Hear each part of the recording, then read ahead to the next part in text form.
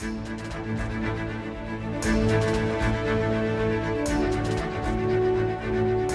Empresa, revista radiofónica del mundo de los empresarios. Un vehículo de comunicación para comentar las noticias relacionadas con la empresa. Escúchenos todos los martes a las 12:35 en la COPE. Patrocina Ficols Asesores, calle Pozo Dulce 16 de Ciudad Real.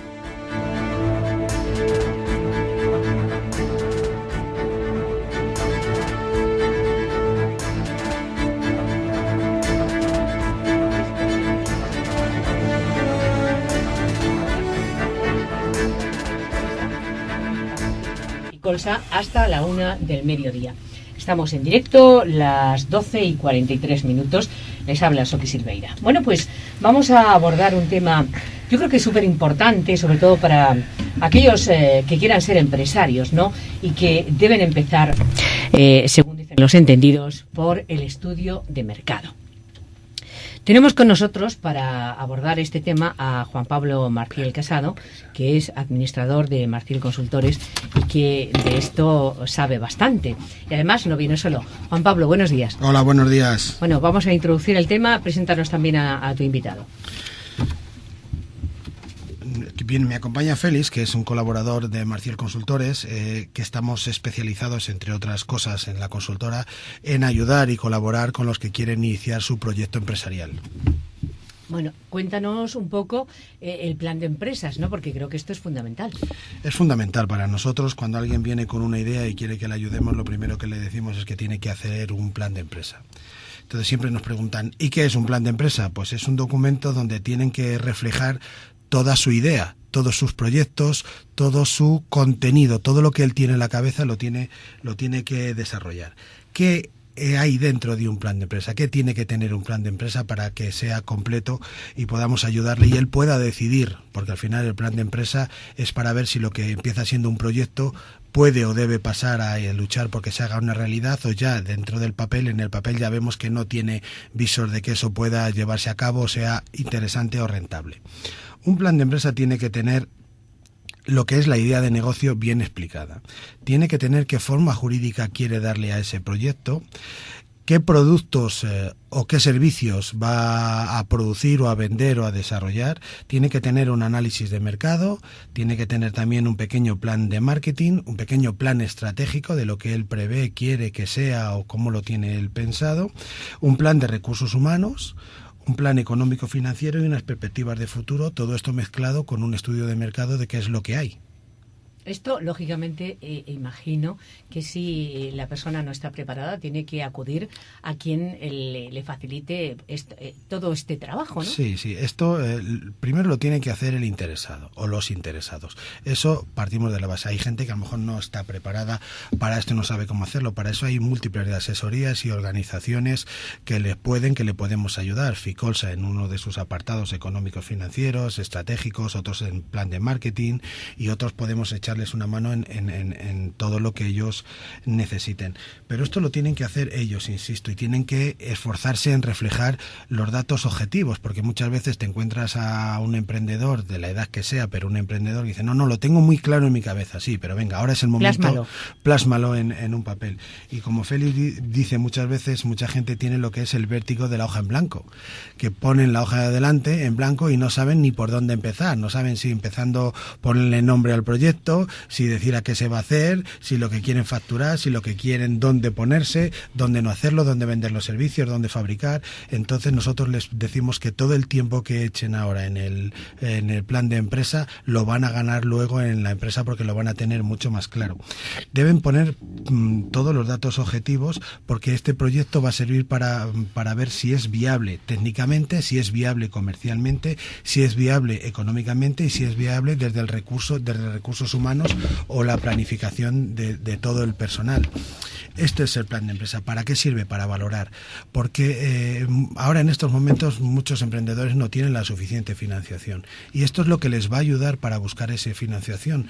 No solo tienen que tener ellos claro qué es lo que quieren, sino que lo tienen que saber exponer y transmitir, y que cuando vayan a buscar financiación o socios, o cuando tengan que convencer a sus padres, a su esposa, a sus amigos o a su esposo o a sus hijos, tienen que demostrarles que lo tienen todo controlado, que tienen preparado hasta la última contingencia y que el proyecto es viable. No solo que el proyecto es viable, sino que el emprendedor es viable. Esto es tan importante como todos estos detalles, tenerlos muy claros para que, en definitiva, si se dan estos pasos, es más difícil que se fracase en la empresa. Yo te voy a poner un ejemplo. Cuando decimos a nuestros hijos que tienen un examen, que tienen que estudiar, pueden ir al examen sin estudiar, incluso pueden que aprueben. ¿Qué posibilidades hay? Muy pocas. Claro. O que se estudien 2 temas y que sean los que les caigan. Pues pasa lo mismo cuando lanzas un proyecto. Si te vas con ello preparado, has visto lo que te cuesta tu maquinaria, el alquiler de la nave o del local, lo que te cuesta el personal que tienes que contratar, lo que te cuesta la materia prima, lo que te cuesta lo que has definido como plan de marketing, venir a la radio y hacer sus cuñas para que te oiga todo el mundo desde la COPE, ir a la prensa o a la radio, a donde quieras, lo que te cuesta los uniformes, lo que te cuesta el desplazamiento, pues ya no te van a pillar muchas cosas de sorpresa, ya lo vas a tener controlado y vas a saber en qué momentos necesitas la financiación, el flujo de caja. ¿Cómo debe estructurarse el plan de negocio? ¿Y quién lo elabora, este documento? Pues lo tiene que elaborar sobre todo el propio emprendedor. Es muy importante. Además, como comentaba antes Juan Pablo, lo más importante es que sea objetivo, porque muchas veces yo creo que todos pensamos que tenemos ese defecto, ¿no? Que tenemos una muy buena idea y ya con eso vamos a poder funcionar. ¿Cómo debe estructurarse? Pues debe ser un documento abierto, ¿vale? Lo más importante es que además cada una de las secciones también, aunque parezca que está finalizado, lo dejemos abierto para poder implementar cosas. Secciones, yo diría, pues presentación de la empresa, en el que vamos a incluir cómo surge esa idea, presentación de los promotores, análisis de la idea del negocio o producto que se va a vender, si es algo nuevo, qué posibilidades reales nos ofrece, el plan de marketing, donde vamos a estudiar el sector. Es importante pues ver tanto las necesidades de los clientes como la ubicación, la estrategia comercial, publicidad, precio, atención al cliente, y también pues plan de producción y calidad, es decir, cómo vamos a llevar a cabo nuestro negocio pues para lo más importante, que es obtener un beneficio. Qué plan de organización, gestión y recursos humanos vamos a necesitar, y después, por último, pues más la parte que comentaba Juan Pablo, que... Como ejemplos te puedo poner, hace poco hemos tenido una persona, estaba estudiando en la universidad, que nos vino a que le ayudáramos porque tenía una idea, que él cuando iba a hacer las fotocopias, enfrente o cerca o donde las fuera a hacer, decía, una persona que iba vestido de tal, no daba ni las luces del establecimiento, las máquinas estaban sucias. Ese plan de negocio es fácil porque dando luz al local, mirando a la cara a la gente que te va a pedir las fotocopias, sonriendo, contestando, dándole esta funda de A3 para cuando le hace las fotocopias más de 10. Ese plan de negocio es más fácil y el chico lo tenía claro, pero ese plan de negocio, ese negocio funciona para ese emplazamiento. Por eso muchas veces el emplazamiento donde se pone local es fundamental. Podemos ver, por ejemplo, cómo casi todos los concesionarios de coches están juntos, casi todas las tiendas de muebles están juntas. Por algo es porque el emplazamiento da a la persona que sale a comprar que en una sola salida, sin moverse, pueda visitar todos los emplazamientos. Lo que antes se pensaba que si te ponían un establecimiento del mismo ramo era una competencia, es todo lo contrario. Es todo lo contrario. Bueno, ¿y cómo surge la idea de montar una empresa?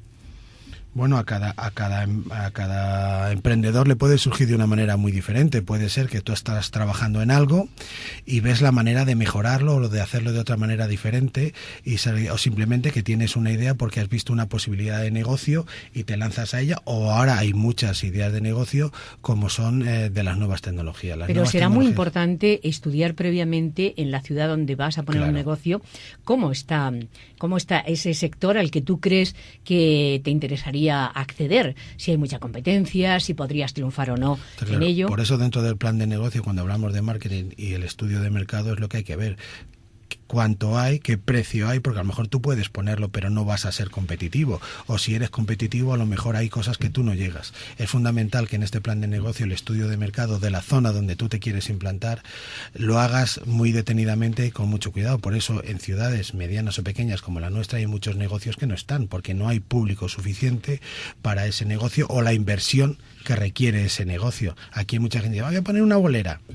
Pues a lo mejor es que no hay una bolera porque no hay público suficiente objetivo para que la bolera pueda ser interesante y rentable. Ese es el tema, rentable, tú lo has dicho, poder vivir de ello. Exactamente. Bueno, nos queda mucho por desarrollar, pero en cualquier momento podemos, por apartados incluso, el abordar este tema que es sumamente importante, porque ahora nos llega el apartado de las últimas noticias con Hortensia González. La Empresa. Resumen de últimas noticias. Bueno, pues hablemos del fraude en contratos temporales. Buenos días. Empleo ultima su plan de lucha contra el fraude en este tipo de contratos mediante la orientación de sus efectivos a la comprobación de la legalidad y la adecuación de estructuras de contratación en las empresas. El informe sobre resultados de actuaciones en materia de lucha contra el fraude fiscal y la seguridad social. Pues arroja unos datos positivos, ya que en prestaciones por desempleo las actuaciones de control han permitido ahorrar 3.161 millones de euros. En materia de lucha contra el empleo irregular se han recaudado 557 millones de euros y en materia de control de bienes en el extranjero se han identificado bienes y valores por importe de 87.700 millones de euros. ¿Qué pasa con las prestaciones públicas por maternidad? Por fin, una nota de la agencia tributaria aclara el tratamiento de dichas prestaciones satisfechas por la Seguridad Social y es que las mismas no están exentas del pago del IRPF. Eso es importante saberlo, como también qué pasa con la impugnabilidad fiscal. La tasa de impugnabilidad fiscal es del 80,6% y la propensión a defraudar muy alta. De ahí que los técnicos del Ministerio de Hacienda reclamen al Ejecutivo actuaciones de control más exhaustivas. ¿Aumentan los ingresos por IVA? Así ha sido. Desde la entrada en vigor de la última subida, el 1 de septiembre del 2012, la recaudación por dicho impuesto ha aumentado en un 12,20%. ¿Y el plan PIB 3? Se pondrá en marcha en los próximos días, con previsión de vigencia hasta finales de año, y contará con una dotación de 70 millones de euros. Bueno, pues hasta aquí este apartado de noticias. Los últimos minutos los dedicamos, como siempre, a invitar a un empresario. Este es el programa de la empresa. Y tenemos empresarios de toda la vida, de los de toda la vida, que les nacieron los dientes en el mundo de la empresa y no teniéndolo nada fácil, ¿no? Porque no solamente los empresarios de hoy han tenido que superar muchas dificultades, también los de antes. Tenemos un caso, el de José Luis del Hoyo, que es empresario autónomo. Muy buenos días. Hola, buenos días. Es nuestro invitado de hoy. ¿Cómo surgió ser empresario? Porque además, empresario que ha abarcado diferentes sectores hasta el día de hoy. Bueno, sí, yo creo que lo llevaba en la sangre prácticamente. Siempre, además desde los 15 o 16 años, yo ya pensaba en ser... nunca pensaba en trabajar... en una empresa. Por cuenta ajena, ¿no? Pensaba pues ser empresario. Y bueno, sí que, trabajando desde los 12 años en mi propia casa, en mi empresa de mis padres. Y bueno, por a partir de ahí, pues una desgracia familiar, pues ya me tengo que buscar la vida y prácticamente pues desde los 22, 23 años empiezo a ser empresario. Prácticamente casi 35 años ya. ¿Y cuáles han sido las mayores dificultades en aquellos tiempos? Que ahora hablamos mucho en el mundo de la empresa de la financiación. Entonces, ¿cómo estaba el tema de la financiación, de los intereses? Bueno, yo suelo hablar con personas de confianza y aquí lo hablaré también. Bueno, pues es que mis inicios, por ejemplo, pues fueron fatales, fueron empezar de menos cero. Yo recuerdo cuando yo iba, por ejemplo, a comprar, para mis empresas, comprar vehículos que yo los compraba en Holanda. No es que me dedicara a ellos, sino solamente para mí. Y pues a mí me causaba una extrañeza muy grande cuando allí, por ejemplo, en Holanda pagaban unos intereses de un 2%, un 9 y pico por ciento, y yo concretamente pagaba aquí un 22%. Entonces, cuando tuve que empezar y empiezas de nada, empiezas de menos cero, como yo empecé, y como yo, me imagino muchísima gente también, pues nos ha costado muchísimo trabajo levantar, mucho. ¿Y en qué sectores del mundo de la empresa se mueve José Luis del Hoyo? Bueno, yo la verdad es que pues mis inicios, por ejemplo, pues fueron 3 años prácticamente. Empecé en Banrico, ¿De distribuidor? No, de distribuidor no, empecé como comercial. Como comercial. Como repartidor. Entonces, a partir de ahí, bueno, pues estuve otros 2 años con otra empresa más. Pero bueno, yo llevo ya prácticamente pues 30 años como distribuidor de la firma de Grupo PepsiCo en toda la provincia de Ciudad Real. Prácticamente, bueno, 30 años. Entonces, bueno, pues pasamos unas épocas también muy difíciles. Hubo que introducir el producto, aunque era, bueno, Hoy Grupo PepsiCo o Matutano se lo conoce todo el mundo, hace 30 años. Había que hacer marca. Había que hacer marca. Entonces, y fueron muy difíciles. Y bueno, pues también, pues yo he sido un empresario también que nunca me he quedado quieto. Muy innovador, ¿no? Sí, la verdad es que, bueno, pues yo junto con la empresa que es la principal y que hoy día la que tengo, y bueno, tengo una más también, pero bueno, pues tuve una agencia de transportes que he tenido 20 años también. He tenido un poco la suerte también de quizás de dejarlo hace 2 años y algo. No sé si era un poco mirando o viendo cómo venía el futuro, lo que no venía el futuro. Bueno, pues he tenido también una fábrica de pastelería, estuve cuando, pues hace 20 años también, pues estaban también las tiendas estas que hoy están copadas todas por digamos, las franquicias. Copadas todo por el tema de los chinos y todo este tema. Entonces yo abrí una serie de tiendas en los hiper, en los sitios, bueno, pues y empecé prácticamente cuando no se conocía aquí. Lo que pasa es que cuando entraron ya el tema de chinos, tema de africanos, y bueno, pues a partir de ahí empecé un poco a cerrar. Y bueno, pues son empresas que han ido evolucionando. Sí, bueno, y uno como empresario va viendo dónde está su hueco de mercado cuando ve que algo no funciona, ¿no? Efectivamente. Porque no se puede ser nostálgico. No se puede ser. Entonces, yo cuando he visto que un negocio... Los negocios, yo siempre he dicho que los negocios se tienen para ganar dinero, nunca para perder y además siempre para ganar. Si no se tienen para ganar. ¿Y la familia y los hijos se han involucrado en el mundo de la empresa también? Bueno, sí, gracias a Dios yo tengo mis hijos también trabajando conmigo, tengo 3. Y los 3 trabajando conmigo, muy bien, muy contento. ¿Cómo ven ahora mismo que el empresario se queja constantemente de que las cosas están mal? Un empresario hoy en día que sigue siéndolo, a pesar de hacerlo desde hace 35 años, ¿qué hace para seguir estando ahí en el mercado? Bueno, yo creo que, vamos a ver, en lo que yo he intentado, los 3 años que llevamos prácticamente de crisis, bueno, pues yo he intentado quedarme con las empresas que más o menos son las que a mí me dan mi beneficio. Por supuesto, no he permitido nunca que una empresa me coma la otra, con pérdidas. Y bueno, yo las vistas que tengo es que tengo que intentar pasar, yo como empresario, tengo que intentar pasar estos 3 años.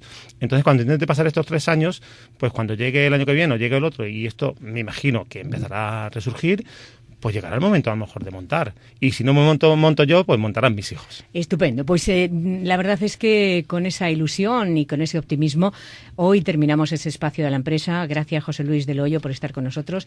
Juan Pablo Marcial. Gracias, como siempre, a Ficolsa, y hasta el martes.